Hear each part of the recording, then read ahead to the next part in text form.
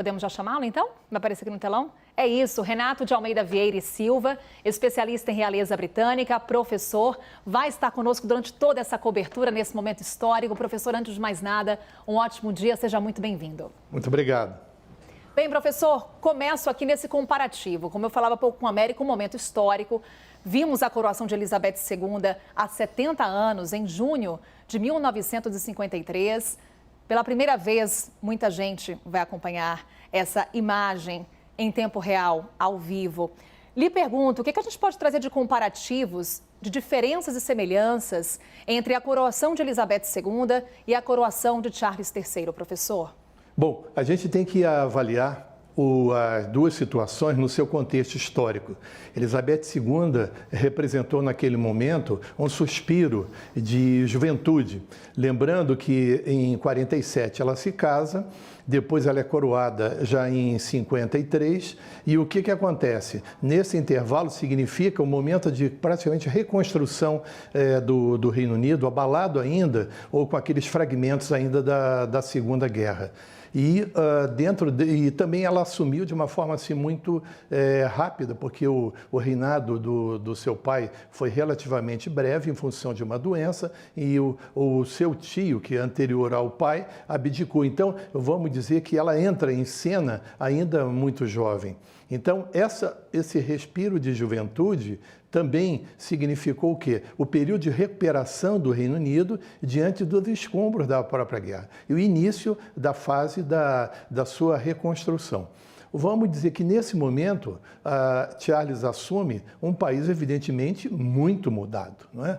É um país mais rico e que já consolidado e que não tem, vamos dizer, aqueles efeitos danosos, tanto do resquício da guerra, como também daqueles processos ainda de descolonização, que ainda estavam, vamos dizer, em bastante evidência durante todo esse período. Elizabeth II também teve uma característica interessante, porque ela era quase uma síntese. A gente pode ver que ela tinha característica do século XIX, falar isso em termos de monarquia, em termos de período, é relativamente curto, né? Ela tinha característica do século XIX, junto com o XX, do qual ela participou, né? Afinal de contas, a longevidade dela permitiu isso, e ela entrou no XXI. Então, vamos dizer que ela praticamente traz todo vamos dizer, um contexto de quase colonial, pós-colonial, e agora com o desafio de manter a unidade do país, já que legando para o seu filho esse bastão, e literalmente hoje começa o novo período. Se tivemos um longo período elizabetano, vamos dizer que agora a gente está entrando na era carliana.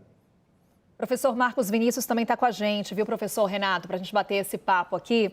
Professor, o professor Marcos Vinícius, o fato de Charles III vir aí na sequência, sucedendo a sua mãe, que ficou 70 anos no poder, uma figura extremamente popular, como lembrou muito bem o Renato há pouco, que chega ao poder muito jovem, torna o desafio de Charles III ainda maior, principalmente diante da queda de popularidade da monarquia britânica? Eu acredito, Carol, que ele entende que ele é um rei de transição, até porque, embora o DNA da família seja bom, ele não vai durar aí mais do que, não vai chegar nem de perto aquilo que foi o reinado de Elizabeth II, que assumiu, relembremos, em razão da doença do pai, que fez com que ele morresse muito rapidamente. E ela não teve, inclusive, o treino suficiente para assumir a função. Então, foi para ela também complicado nesse processo todo, que é diferente de Charles, que assume a função de rei depois de muito tempo de treinamento, de ter aí uma experiência global, de ter e ser reconhecido globalmente também. Então, a rainha Elizabeth, ela assume justamente pelo fato de que a doença levou seu pai muito rapidamente. E, obviamente, nenhum reinado vai ser tão longevo quanto o dela, até porque o príncipe William já tem 40 anos de idade. Então, Charles entende que a função dele como rei é uma função de transição entre gerações. E ele também, semelhantemente à sua mãe, tem aí os resquícios da cultura do passado e as necessidades também de fazer com que esta monarquia se modernize. Agora, entre os jovens é sempre um pouco mais complicado você explicar alguns conceitos, porque existe todo aquele ímpeto de você querer modificar todas as instituições. Mas se você começar a observar, você vai notar também o quanto esta situação toda, o quanto a monarquia e a tradição monárquica está refletido naquilo que é definir o que é ser britânico. E uma das coisas de você ser britânico é justamente este apego à tradição, a esta evolução sem revolução. Não podemos esquecer que o Reino Unido, comparativamente aos outros países europeus, foi o que menos problemas teve na questão política, e a monarquia assegurou isso. E você tem também, Carol, uma aristocracia no país que mais ou menos garante a continuidade deste regime, até porque essa aristocracia também é a grande detentora das propriedades no Reino Unido, e existe uma proteção dos interesses que fazem com que isso caminhe positivamente para a família real. Então, de tempos em tempos, se fazem essas perguntas, se as pessoas apoiam ou não a monarquia, mas à medida que o tempo vai evoluindo e a pessoa vai envelhecendo, as pessoas também começam a notar os benefícios que esse regime tem trazido. E se você pensar, né, e olharmos para o Reino Unido, que hoje em dia não tem nada daquilo que foi o Império Britânico, é apenas uma ilha, a relevância global deste Reino Unido, a relevância global desta família é muito importante. Veja, a família real britânica conseguiu se transformar aí, nesse processo todo, na família real global. Né? Todo mundo está prestando atenção. Não existe... Um dos eventos mais assistidos na história da televisão foi o casamento do Charles com a Diana. Um dos outros, o segundo maior, foi o enterro da Rainha Elizabeth. Então você vê como isso gera um fascínio global e isso normalmente vai também se transferindo entre aqueles que são britânicos. Então eu acredito que essas pesquisas vão e vêm, mas quando as pessoas se dão conta dos benefícios que a estabilidade tem criado para o Reino Unido, novamente isso vai mudando com o tempo. Era como o próprio Churchill dizia, né? Churchill sempre afirmava que o melhor regime político é a monarquia democrática.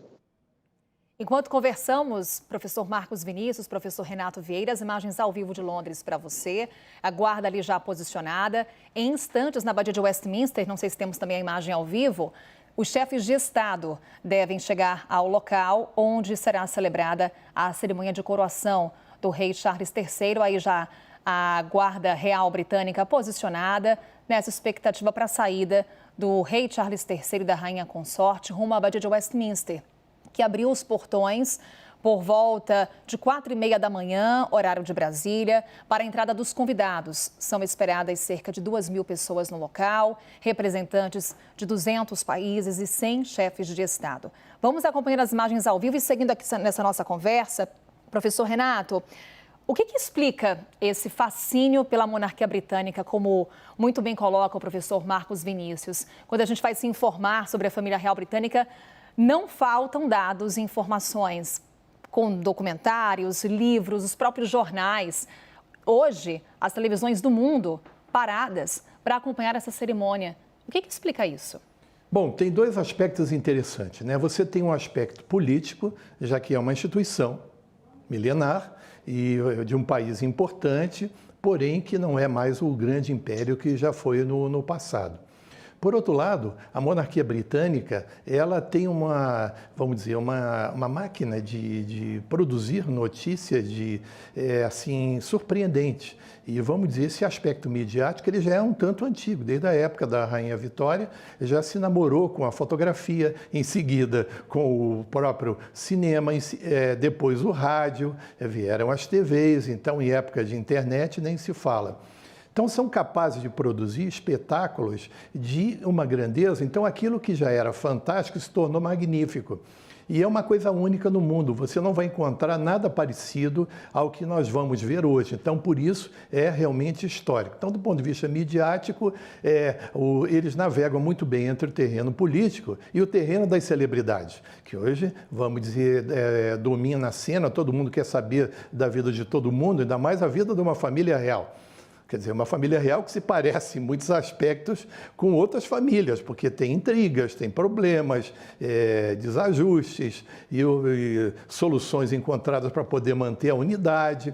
Agora, o que é interessante falar no ponto de vista institucional é porque no momento que a gente está vivendo, em pleno século XXI, muita instabilidade no próprio Reino Unido. Então você tem insegurança, principalmente, vamos dizer, os mais jovens, com uma certa dificuldade para se colocar no mercado de trabalho. Você tem informações que hoje você faz e amanhã já não vale de nada. Então você tem aí um contexto de mudança acelerada muito grande. Agora, quando você observa a instituição monarquia, algo praticamente milenar, e que faz, vamos dizer, todo um aspecto ritual que garante tradição e, ao mesmo tempo, uma pisada de modernidade, porque pode parecer contraditório, mas a tradição é também valorizada. Isso entra no campo das artes, da moda, entre outros aspectos. Então, você tem um aspecto da tradição, mas tem um aspecto também de contemporaneidade,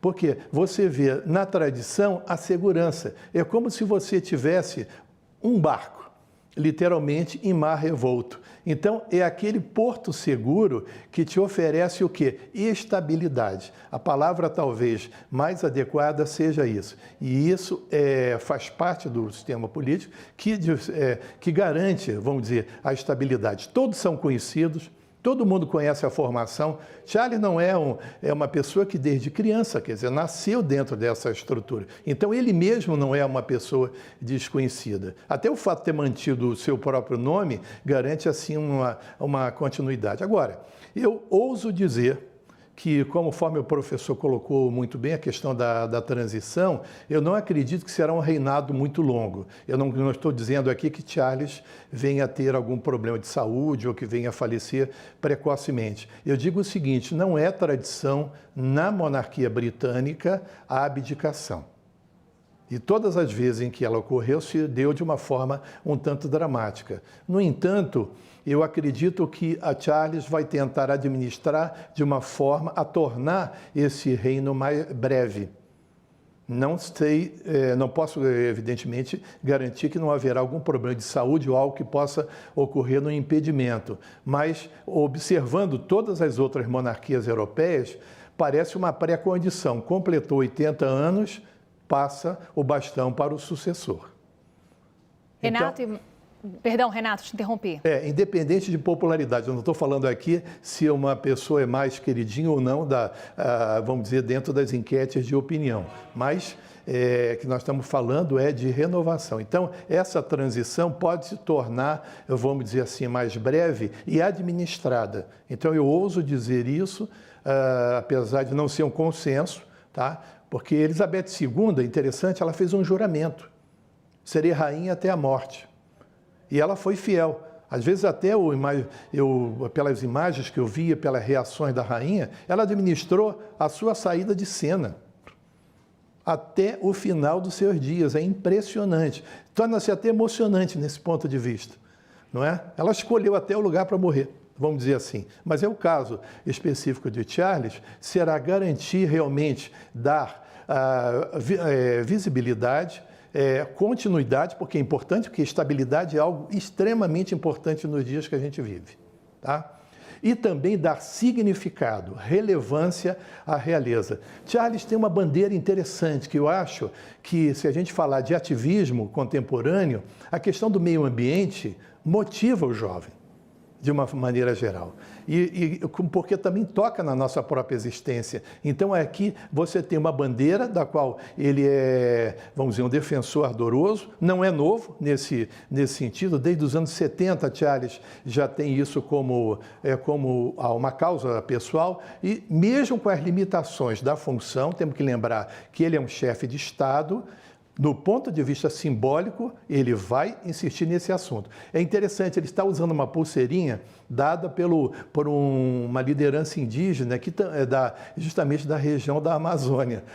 Você pode dizer, mas o que é uma pulseira? No universo simbólico é muita coisa. Ele está usando algo que está ligado a uma causa, vamos dizer, uma motivação que hoje passa a ser também os olhos do mundo.